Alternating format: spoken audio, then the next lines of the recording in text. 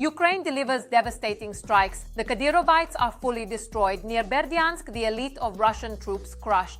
Akhmat was simply torn apart. Meanwhile, Russia's shadow fleet is being attacked by unidentified drones. Russian tankers are sinking spectacularly at this very moment. Bryansk partisans blew up the railway. All that's left of the track is rusty ash. The frontline Armageddon for the occupiers is gaining momentum. And it's only going to get worse. Blackouts are on the way. New Year in the swamps will be spent in darkness. Russia risks being left without electricity. The Ukrainian armed forces are unleashing an energy apocalypse on the occupiers. All the fiery details are coming up next. Watch until the end. A hellish strike from the sky, a Ukrainian invention, an incredible killer drone destroys everything in its path. Russians disappear in an instant. The Shaitan machine terrorizes the enemy day and night.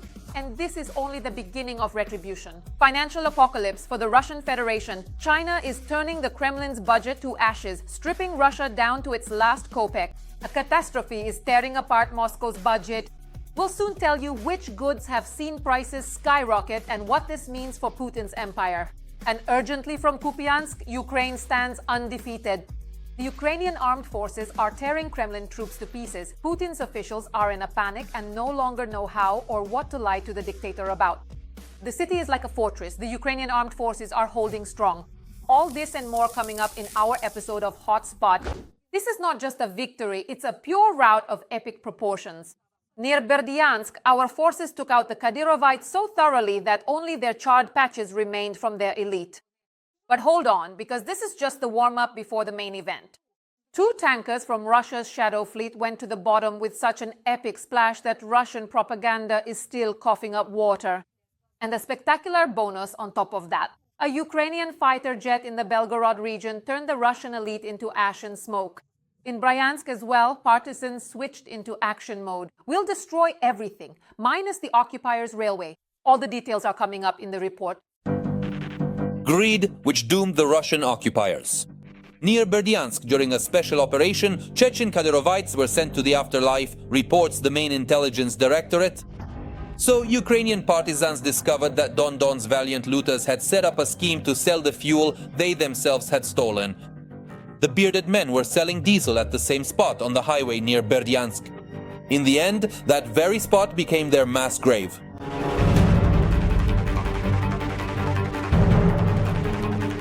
As a result of targeted strikes, the main intelligence directorate successfully hit 2 vehicles used by the Akhmat fighters.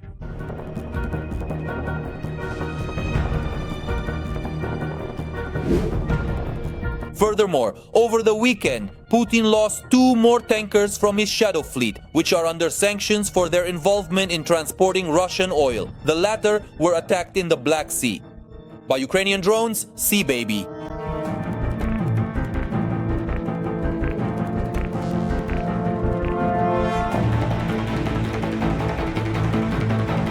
The large Kairos tanker and the cargo ship Berat encountered several Ukrainian drones during their voyage. The incident occurred near the coast of Turkey, but in neutral waters, so there can be no claims against us. How did it happen? It is reported that these were SBU drones, according to sources. But the sources apparently are not just ordinary ones, but very special, because they also leaked the video.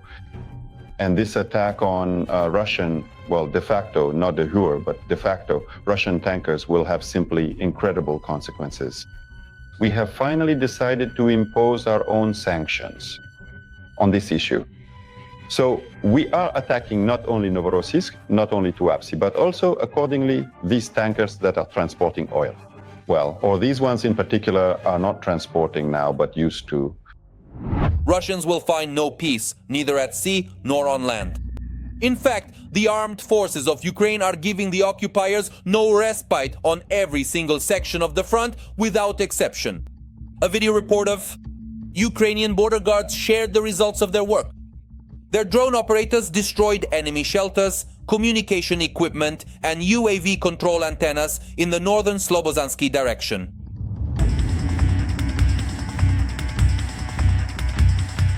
As a result, the enemy in this direction has effectively lost its eyes and ears and is temporarily unable to conduct full-scale combat operations.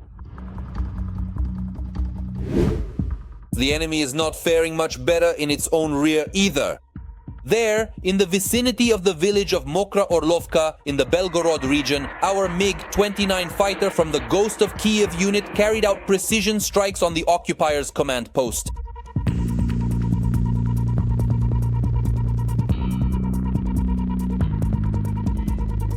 The Kremlin does not admit which of the Russian generals was hit by the Ukrainian fighter's strike.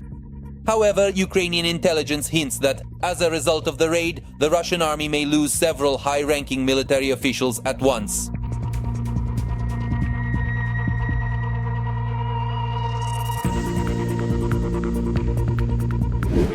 Nevertheless, the Russian army continues to put on a brave face, despite the unfavorable situation, and is desperately trying to prove to the whole world, and it seems to Putin first and foremost, that the so-called special military operation declared by Moscow is going according to plan. So following the old tradition, Russian flag bearers tried to raise their tricolor over the building in Vovchansk, as if to say the settlement is already under the occupiers' control. But there was a hitch. A Ukrainian drone disagreed with them. Agreed. We're kind of sending a signal to Vladimir Putin, and not just to Vladimir Putin, that all his stories about everything going according to plan and that he's in a state of permanent control and that none of this affects him at all. Well, actually, his assessment of the situation is a bit off. And here are some unique shots from a Ukrainian unmanned ground vehicle. Equipped with an M2 Browning machine gun, it encountered Russian armored vehicles in the middle of the night on the road. Russian armored vehicles. For the occupiers, the encounter was a complete surprise, and for the crew of the MTLB and the armored vehicle itself, it was their last combat mission.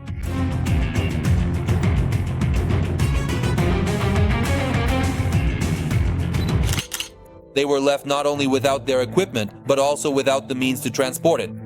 Even in the rear, Russian occupiers can only dream of peace. And all thanks to concerned partisans. They recently carried out a successful sabotage operation in Berdyansk, delivering a precise strike against enemy railway logistics. As a result, an electric locomotive used by the Russian army to transport military cargo was turned into a pile of scrap metal. This created significant problems in supplying the occupation front and disrupted the schedules of trains carrying ammunition, equipment, and fuel that were being prepared for dispatch to the front line in the Sumy direction. Overall, in the past 24 hours, the Russians have lost at least 5 tanks, 7 artillery systems, 2 MLRS, as well as another 1,000 soldiers. Russians, big greetings to you. The Russians are in a panic. New year without electricity. The hysteria has even reached Muscovites. The Ukrainian armed forces are attacking Russia's energy sector, destroying infrastructure in response to the occupiers' barbaric actions. The likelihood of prolonged blackouts in the swamps is growing like an avalanche. Russians risk celebrating the holidays in complete darkness. The Ukrainian armed forces are significantly increasing both the number and effectiveness of strikes on Russian heating and power generation facilities.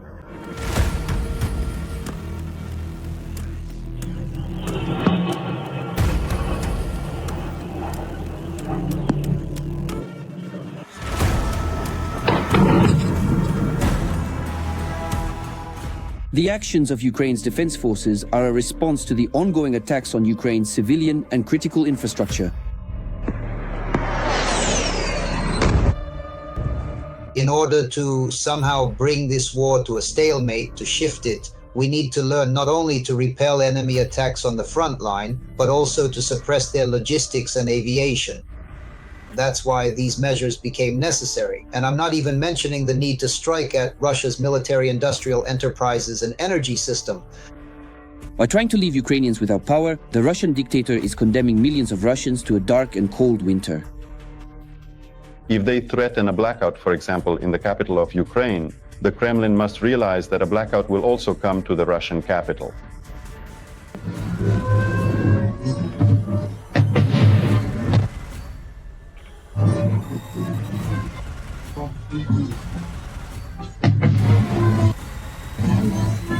This is Belgorod. Basically, there's no electricity anywhere in Belgorod at all. That's Since the beginning of November, Ukraine has carried out dozens of strikes on Russian electrical substations.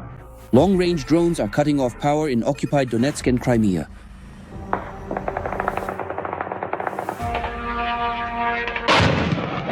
Basically, you'd better charge your phones, looks like. They've decided to cut off our electricity everywhere. I've already counted more than 30 of them. Cha, Kaluzhskaya 32, darkness, and then it keeps going. Darkness, darkness, darkness. And cruise missiles and jet-powered drones are introducing millions of residents in the European part of Russia, including Moscow and the Moscow region, to the delights of blackouts.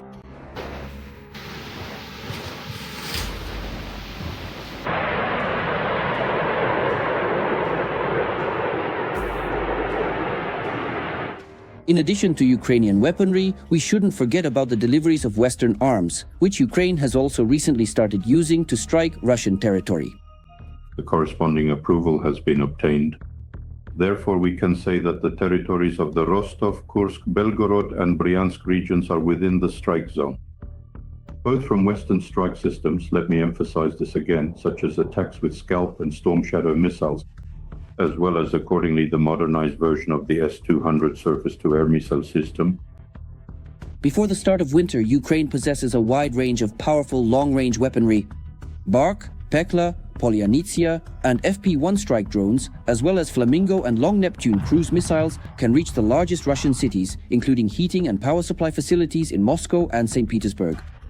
Taking into account the climatic features of the Russian Federation and the tactical and technical characteristics of the Ukrainian strike systems, the Russian Federation is facing a harsh winter, both literally and figuratively. Words. First and foremost, these are thermal power plants and other industrial facilities that sustain the life of major Russian cities.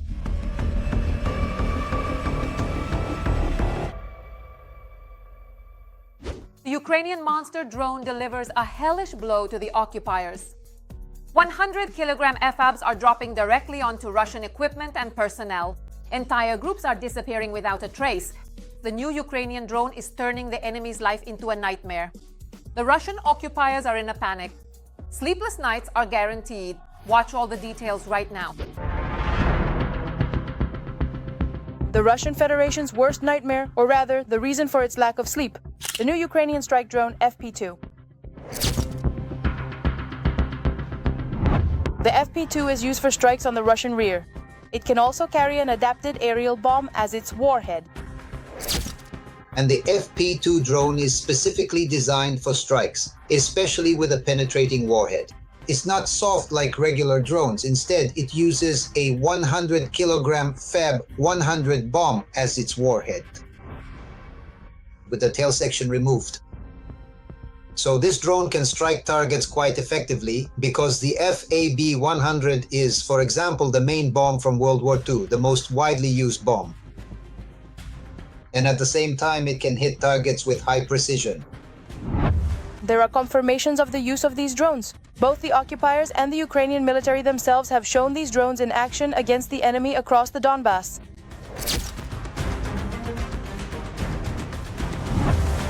The OFAP marking indicates that the munition is a fragmentation high explosive type designed to strike unprotected and lightly protected targets. The FP2 can hit both stationary targets and in some cases moving targets as well. And this is a very important point because, for example, it allows you to strike at things like Iskander missile launchers as they move into position. The Ukrainian company Firepoint has introduced the FP2 strike drone in the middle strike class. It replicates the design of the long-range FP1 drone, which is used to hit targets in the rear of the Russian army. This is, so to speak, a modernization of the long-range FP1 drone, which has a range of up to 1,400 kilometers. The FP2 has retained the same design but is smaller in size. Apparently, it has a shorter wingspan, and its range is limited to 200 kilometers. The main bulk of warehouses and logistics centers at the army and frontline level are located here. That's why this strike zone is very important. The manufacturers offer the system both with a classic stationary launcher and a mobile version for rapid deployment, disguised as a regular army truck. You can drive up as close as possible. Get 10 kilometers closer to the front line, quickly launch, and quickly leave the strike zone. It is noted that the relative cheapness and availability of drones, combined with a heavy warhead, allows Ukraine to a certain extent to compensate for the shortage of high-precision missile weapons. The FP2 can be considered a high-precision munition. Why? It is equipped with a camera in the area. Let's put it this way. About 10 kilometers from the front line, a relay is suspended and this drone flies like an FPV. That is, it has a camera on board and strikes the target precisely. In other words, the operator sees the target before striking it. Experts note that due to the low flight altitude and mass deployment, drones can bypass and overwhelm the Russian army's air defense systems, which in certain situations can be more effective than strikes from HIMARS missile systems. Every voice matters. Join our community, support independent journalism, and help us bring you the truth from Ukraine. Become a member of Ukraine Today. Join us now. China is squeezing every last penny out of Russia. Amid sanctions, Chinese suppliers are raising prices on military goods by almost 100%. The Kremlin is dependent and can't do anything about it. The result is a financial disaster for the Russian military and budget. More details on how China is profiting from Russia are coming up in this report. China is betraying Russia. Yes, you heard that right. Beijing masterfully pretends to be a partner, but in reality it uses Moscow as the weak link. And in our country, there's a phrase that has become a saying. The Russian and the Chinese are brothers forever. But here's what's interesting. Recently, Xi had a phone conversation with Trump and stated that he supports the US peace efforts regarding the resolution of the Russia-Ukraine conflict. It sounds nice in words, but what about in practice? I think China has sent a political signal to the United States that it is watching closely. As for what is happening on the track of peaceful settlement, it's about searching for tools for a peaceful resolution to the Russia-Ukraine war. The fundamental and most crucial point of this significant signal should be that Russia absolutely must not emerge victorious in this ongoing war, and consequently, Ukraine must under no circumstances lose. But here's something else. The leaders of the countries have agreed on visits, and Trump is planning to go to China as early as April. It's going to be intense. For Trump to conclude the desired agreement with China and another country, a trade deal specifically in April, for example, during a potential meeting in Beijing, that's a big question. There's nothing deeper here as far as I'm concerned, especially regarding the end of the Russia-Ukraine war. Within these timeframes, April 2026, a meeting between Xi Jinping and Trump in Beijing, there's nothing like that. But what is China doing wrong in relation to Russia? It seems like everything is fine. The thing is, China is making a lot of money off Russia. The prices of export goods supplied to Russia have increased by an average of 87%. Relations between Russia and China have always been very complicated. And if we think they're friends, no, they're not. There's a good word for this. They're fellow travelers. Russia and China are fellow travelers. It's beneficial for China. A weak Russia, a weak China is beneficial. A weak Putin. It's profitable for China to buy raw materials cheaply. It's profitable for China to then sell goods to the Russian Federation at very high prices. Russia has no other way out anymore. Essentially, that's the case. And it's not just about goods. China is gradually entering Russian regions, thereby gaining access to territories and resources. You know, there are already examples in the Far East where small villages have become predominantly Chinese, and now they're even participating in municipal elections there. And Russia, in turn, is becoming increasingly dependent on China. And is Putin okay with such a relationship? Again, of course not. Of course, he's not satisfied with it. Well, because Putin has phantom pains about the Soviet Union, he basically, throughout his entire presidency, he has tried to restore some kind of former greatness, what he calls the gathering of Russian lands. But in reality, he is simply leading the Russian Federation to collapse, to complete and utter ruin, to financial bankruptcy. Beijing is increasingly strengthening its influence in Central Asia, while pushing Moscow into the background, which likely cannot help but worry the old man in the Kremlin. It is necessary to steadfastly strengthen the friendship between China and Kazakhstan, to make joint efforts to promote comprehensive cooperation and to contribute more to peace in the region and the world, as well as to the development of stability and positive energy of China-Kazakhstan relations. So the main question is, what exactly is driving China? A true partnership with Russia?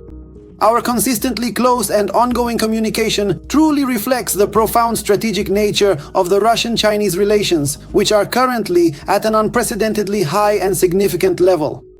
Or is Beijing simply taking advantage of the situation and acting in its own interests? They are not interested in the Russian Federation winning this war, because if Putin wins this war, he restores his geopolitical agency. He starts talking to all the players, for example, to the United States and China on an equal footing, which is absolutely not in line with China's strategic interests. Yes, this position is hidden. China talks about friendship, but only acts when it benefits them. They profit from Russia, strengthen their influence, and at the same time build relations with the US. And Moscow is becoming increasingly dependent on Beijing's decisions. Beijing. Kupyansk is holding on, the armed forces are doing the impossible, Ukrainian defenders are standing like a wall, the Kremlin is lying about capturing the city, but it stands thanks to the heroic efforts of Ukrainian soldiers. What is really happening in Kupyansk and around it, explosive details, right now. Another lie from Russian propaganda has trapped Russians in the snare of their own statements. I can't show certain signs or say specific words live on air. But understanding that today Putin once again needs to be sent in the direction of the Russian warship. Apparently, the top leadership of the Russian Federation forgot to take their prescribed pills. They imagined that their troops had blocked 15 battalions in the armed forces of Ukraine and had full control over Kupyansk in the Kharkiv region. This is what the so-called chief of the General Staff, Gerasimov, reported during Bunkernov's visit to one of the command posts of the West Group. The West Group formation. They liberated the city of Kupyansk, and they continue to destroy the formations of the armed forces of Ukraine that are surrounded on the left bank of the Oskil River. The General Staff of the Armed Forces of Ukraine refuted the Kremlin statement, explaining that counter-sabotage operations and special actions to search for and eliminate enemy sabotage and reconnaissance groups are ongoing in the city and its surroundings. As of today, the Russian occupiers are only on the outskirts. Things are going very badly for them there. I wouldn't say the situation there is easy, and accordingly, today it's not exactly rosy. No, today the defense forces are making considerable efforts there to carry out the necessary actions and block the enemy, not to allow them any further infiltration, and in fact to push them back from the tactical positions that the Russians had previously managed to capture. And this is happening gradually. We are pushing the enemy away from Kupyansk. The Russian leadership deliberately makes such statements. First of all, they are trying to show Russians that they supposedly have achievements in Ukraine to justify their losses. Their economy is going to hell, but they want to prove that everything is going according to plan. This is stated by Yuri Fedorenko, commander of the 429th Separate Achilles Unmanned Systems Regiment. The second goal of the Kremlin is to put pressure on Ukrainians. Similar statements make their way into Ukraine's information space, and it is Ukrainians who can be misled if they do not analyze the information. The third goal is to influence Donald Trump, who does not understand the details. Back in Alaska, Putin convinced Trump that he would capture the entire Donbass and Kupyansk. That is why the Kremlin is now passing off wishful thinking as reality. The Kupyansk direction remains a difficult spot on the map of Ukraine. In the city itself, the defense forces managed to tie up the enemy's offensive units and force them into intense urban combat. The enemy is suffering huge losses and cannot advance any further. From the outskirts. Meanwhile, Ukrainian forces continue to gradually push the occupiers back, step by step, block by block. At the moment, the Russian assault groups in Kupyansk are almost completely cut off from ground supply and logistics. Their logistics are now carried out using heavy drones. It should be noted that the Russians are using infiltration tactics with small assault groups of up to 3 people, accumulating forces and then attempting to take control. Specifically, they target logistics and the locations of Ukraine's defense forces. In addition, the occupiers are using the so-called flag pumpkin tactic. That is, when a group of 2 or 3 people rushes into a particular area. In the Kupyansk area, which is in the gray zone, that is territory not controlled by either side, they raise the Russian tricolor, film it, and document the event. And this is presented as objective control data. as if the Russian occupation forces have already directly and unequivocally taken complete control of this particular and strategically important district of Kupyansk, thereby solidifying their presence. Right now, the main objective for both sides is to cut off or at least severely complicate logistics. And despite all the difficulties of the situation, including weather conditions and a shortage of personnel, Ukrainian defenders are handling this masterfully. Putin's apocalyptic move, a record 40% of Russia's budget for 2026 and the following 3 years is being thrown into the insatiable furnace of war and the security forces. Which sectors in Russia will turn into a financial wasteland while the dictator indulges his expansionist fantasies? Stay tuned to find out. A third of the budget is going to war and record amounts are being allocated to the military sector, the highest since the Soviet era. Putin has signed Russia's budget for the upcoming year 2026. The government will have to finance the amendments proposed by the president. And he couldn't propose anything except tightening belts and increasing military spending.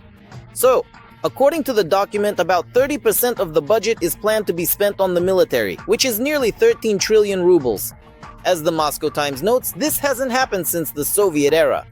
Also, just under 4 trillion is allocated to the national security category, which funds the Ministry of Internal Affairs, the National Guard, intelligence agencies, and the penitentiary system. All of these agencies, to some extent, are also involved in the war against Ukraine. According to experts, the budget simply cannot withstand such a burden. All these statistics, this is really quite significant. It reminds me of the late Soviet period when they tried to improve the overall picture of GDP and inflation with some single attractive indicator that looked good to them. Well, in short, you get it. It's all nonsense, really. Inflation is high, GDP is at 0, and apparently in the fourth quarter it will be in the negative. All the official figures they release are basically, well, it's not exactly outright fabrication, but they do try to embellish them with some separate positive indicator.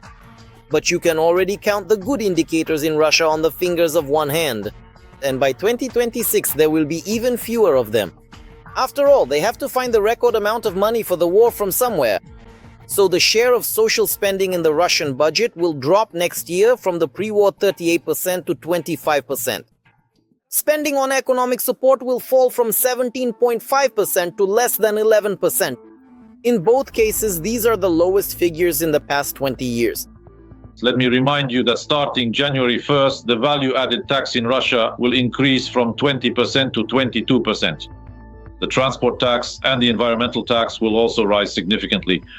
And now they're coming up with some completely new types of taxes. That is, I joke that soon they'll be charging for air because honestly, they really need the money to cover the budget deficit. And 2026 hasn't even arrived yet, but according to the official forecasts of Putin's economists, a deficit is already guaranteed.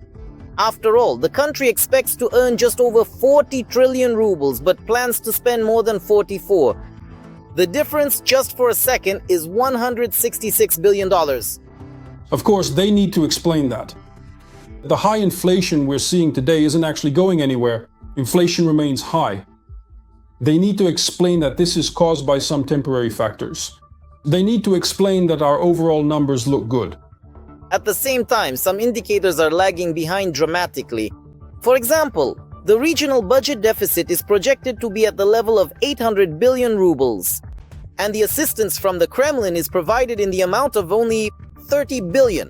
This means that regional budgets will have to make very serious cuts to their expenditure items. And what can they cut? Again, payments to contract soldiers, since this is a very large part, a very large share of the regional budget's expenses. Then after that, they'll have to start cutting social spending. Spending on repairs and maintenance of housing and utilities and so on. At the same time, experts note that the Russian budget was drafted over several months, and the risks factored in were only up to the beginning of autumn at most. But Trump, with his sanctions against Rosneft and Lukoil, created enormous problems for Russia at the end of the year. As for the major energy companies, Lukoil and Rosneft, of course, the current situation is indeed quite difficult for Russia, primarily because these two significant companies collectively account for almost 50% of the nation's total oil and gas exports. But despite all the obvious factors, officially everything is fine in Russia. After all, they try to shift the deficit onto the regions. In Moscow and St. Petersburg, as always, everything is just fine. Which means they can once again write a new report about economic growth. Here's an interesting point, for example, about GDP. That is, they could very well show the real picture that GDP has been at zero for the second or third quarter in a row. But they still draw in something like 0.6, so they can say, like, no, we're not in a recession yet. Notably, 2026, according to analysts' estimates, comes with its initially unrealistic figures, might finally force the deep-rooted population to take to the streets. And this concerns first and foremost the residents of Russia's remote regions. All the wealth of natural resources that the Russian Federation possesses as a state, none of it is in Moscow. And the main wealth isn't even in the European part of Russia, but beyond the Urals. And these diverse peoples, these parts of the Federation, will inevitably and quite reasonably ask the crucial question: why should we keep feeding affluent Moscow, which lives in opulent luxury, maybe also St. Petersburg and a select few other very large and prominent cities, while we ourselves live in abject poverty? Moreover, one of the most important sources of discontent will be the new taxation on small businesses. Analysts suggest that more than half of private enterprises will simply be strangled by the increased duties. Or perhaps their owners will strangle those who came up with this idea,